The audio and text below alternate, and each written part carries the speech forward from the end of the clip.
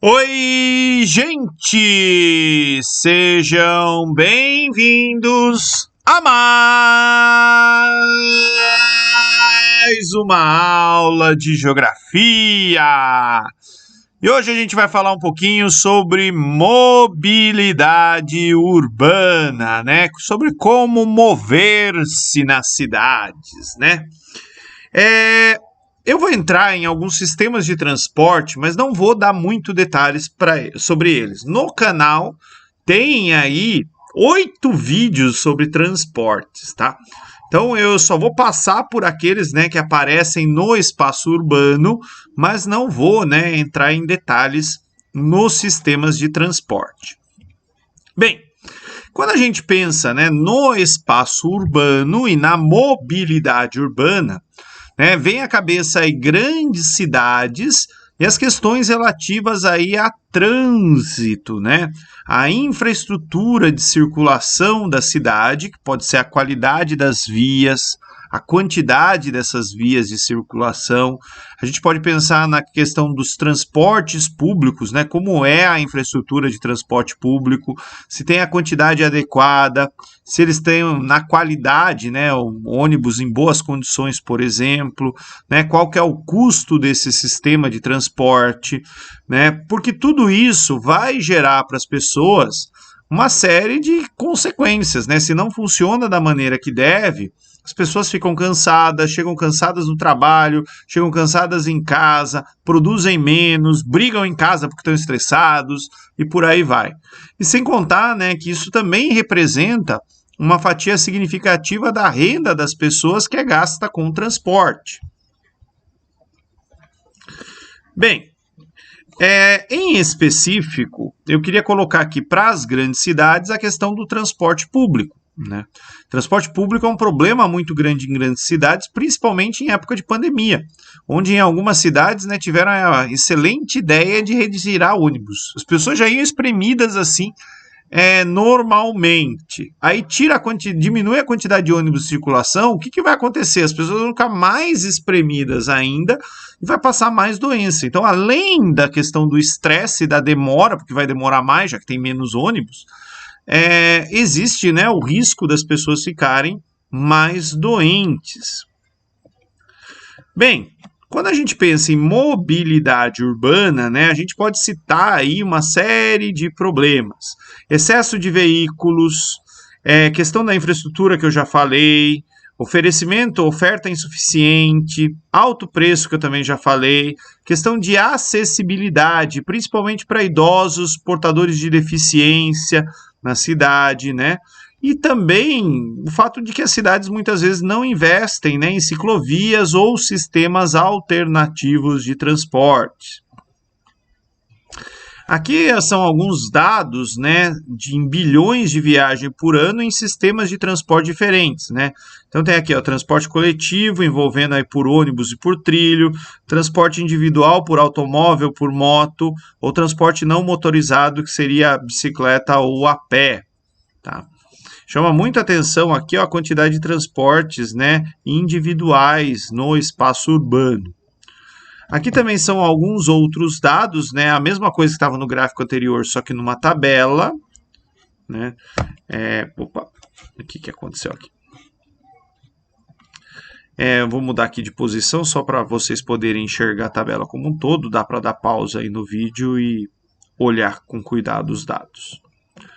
E aqui, né, a taxa de motorização por região metropolitana, né?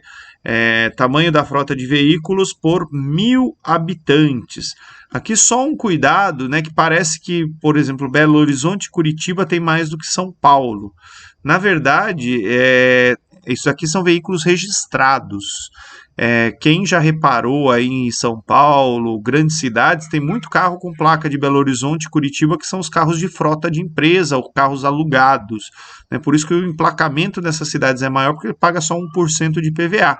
Mas garanto que a maioria dos carros de Belo Horizonte e Curitiba está rodando na região metropolitana de São Paulo.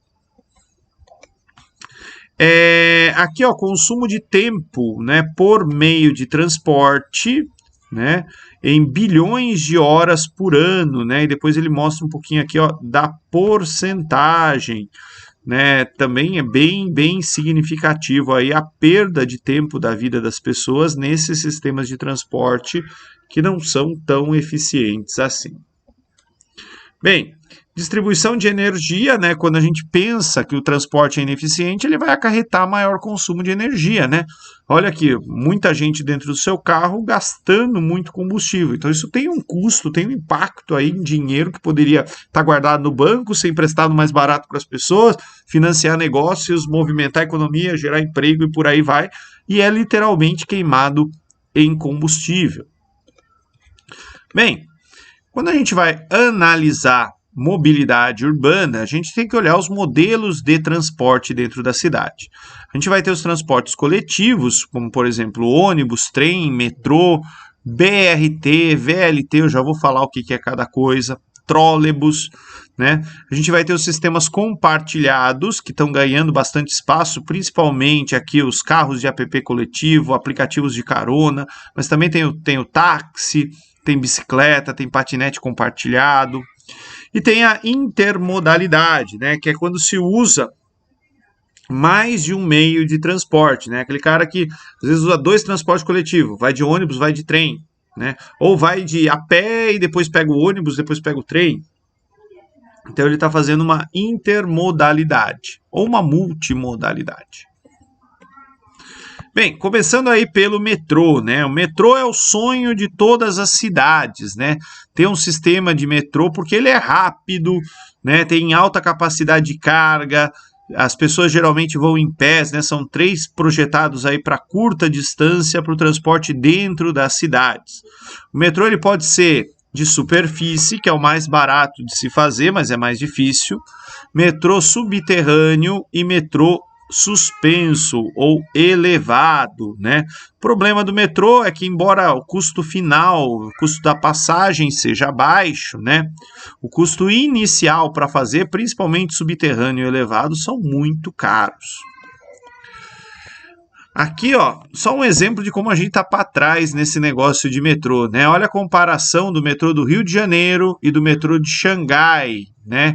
Em 2 períodos de tempo distintos, em 1993 e em 2013, né? Rio de Janeiro teve só uma expansãozinha aqui horizontal, Xangai, que não tinha nada, fez tudo isso, né? É uma diferença gritante.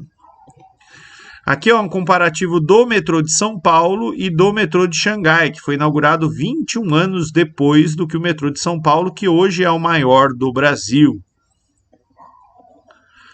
Trens urbanos. Regiões metropolitanas podem ter aí trens urbanos, né? São trens que vão ligar cidades de uma região metropolitana. Geralmente a longa distância as pessoas vão sentadas, tem mais vagões, porém tem baixa frequência aí ao longo do dia, né? A maioria dos trens vai circular nos horários de pico, de rush, né? Aqui são os trens de alta velocidade que a gente não tem no Brasil, mas tem lugares como lá na China, no Japão, que a gente vai ter trens de alta velocidade, né, ligando aí as regiões metropolitanas, o que vai dar muito mais celeridade para o sistema. São trens de altíssima tecnologia que viajam aí acima de 200 km por hora. Monotrilho, né, tem algumas cidades do país mais para turismo, né, e São Paulo está fazendo um grande sistema de monotrilho, né, mas está bem enrolado ali com problemas nas obras, né? O monotrilho de São Paulo é o único do mundo que teria uma passarela do lado, né, em toda a extensão, que esse é o grande problema do monotrilho. Acaba energia, as pessoas ficam presas lá em cima, tem que ser resgatadas, né? No de São Paulo elas poderiam ir andando ali no caminho. O monotrilho ele pode ser suspenso no trilho ou pode estar sobre o trilho, mas é somente um trilho, tá? VLT, né? Veículo leve sobre trilhos, né? Acho que aqui no Brasil eu não lembro se a gente tem VLT. Ah, aqui, ó, acho que é no Brasil. Mas não sei em que cidade que é. Então, é um ônibus biarticulado, triarticulado, né? Só que ele vai circular sobre trilhos, né? Ele é menor do que o metrô, os trens urbanos, né? Mas vai ser mais rápido porque ele anda ali, né? Numa via exclusiva que é o trilho dele. A gente tem o BRT, muitas cidades do Brasil têm BRT, Sorocaba agora construiu seu sistema de BRT, que é um ônibus que circula sobre uma faixa exclusiva. Geralmente é uma avenida onde esse ônibus não faz curvas, né? Ou faz poucas curvas, porque a capacidade de manobra dele pelo comprimento acaba sendo limitada. A ideia é da celeridade. Então aqui, né, tem o transporte nas grandes vias, e aí ônibus menores pegam as pessoas dessas avenidas e levam para os bairros lindeiros aí. A cobrança, né, geralmente é feita nessas estações fora do ônibus. Trolleybus. Opa, me encolhi aqui. Trolleybus é um sistema que está aqui no Brasil em desativação, né? Tiveram em várias cidades. São Paulo, por exemplo, desativou seus trolleybus, mas em alguns lugares da cidade ainda tem os fios, né? Lembra um carrinho de bate-bate, né? O trolleybus ele pode ter ali ser alimentado por cabos ou por um trilho, como nesse caso aqui, mas de qualquer forma, né, ele seria um ônibus elétrico, né? O problema do cabo é que escapa, né? E aí ele para, né? O do trilho, pelo menos é um pouquinho mais seguro nisso, mas se o motorista fizer a curva errado ali, ele vai sair do trilho, né? Então tem essa complicação. Bem, outros sistemas aí que podem ajudar, né, na cidade. Drones para entrega, né? Coloquei aqui, ó, 2 reportagens sobre isso, né? Sobre testes que são feitos aí estão sendo feitos com drones para entrega, embora isso é bastante controverso, né? Se alguém estiver dirigindo e cair um drone na frente do carro, as pessoas vão se assustar e vai morrer muita gente, né? Mesmo que isso aqui carregue 2 quilos, né? Se ele cair a uma certa altura na cabeça de alguém, também o estrago pode ser bastante considerável. Mas, né, talvez no futuro, com mais segurança, com mais tecnologia, isso seja utilizado. Transporte cicloviário, né? É uma modalidade aí que teria, né, um impacto bem positivo sobre a saúde das pessoas. Em alguns lugares ele até é rápido, né? Só que falta ciclovias, porque aqui a gente não faz muita opção por esse sistema de transporte. Em grandes cidades ele teria um custo alto por conta de desapropriação, de tirar faixas que seriam de veículos, enfim, dá um problema danado em grandes cidades, tá? É um sistema de transporte de baixa capacidade de carga, mas hoje a gente tem até entregadores em alguns lugares que trabalham entregando de bicicleta. Patinetes é um negócio que começou, mas não pegou aqui no Brasil, né? Não pegou por uma questão de alguém levando os patinetes embora ali, corta o pedaço onde está o GPS e depois dá um jeitinho. Enfim, né? Não funcionou aqui os patinetes elétricos no Brasil. A gente tem também alguns lugares que usam cabo como modo de transporte, né, dentro da cidade.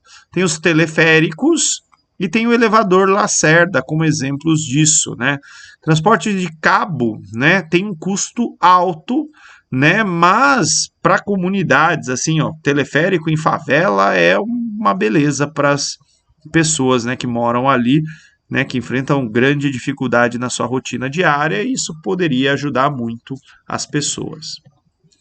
Gente, eu deixei aqui também uma matéria sobre o carro compartilhado em Genebra, é só clicar aqui no link, tá? Bem legal também, né? Você pega um carro, dirige, você larga o carro na rua, você só paga ali pelo tempo que você dirigiu, né? Também, talvez o carro compartilhado aqui no Brasil enfrentaria o mesmo problema, né, do patinete. Aqui a gente tem os apps de transporte, que é um negócio que está fora da esfera pública, né? Mas se mostrou aí com potencial de diminuir a quantidade de veículos em circulação, né? Então tem aqui, ó, vários aplicativos, né, que permitem que você só use, né, e pague mais barato para isso do que um táxi. E aí, para a gente pensar um pouco, né, sobre essa questão da mobilidade urbana, Quanto tempo vocês gastam por dia se deslocando nas cidades, né? Muito tempo, pouco tempo, o que dá para fazer nesse tempo? Dá para ler um livro, daria para dormir mais um pouco?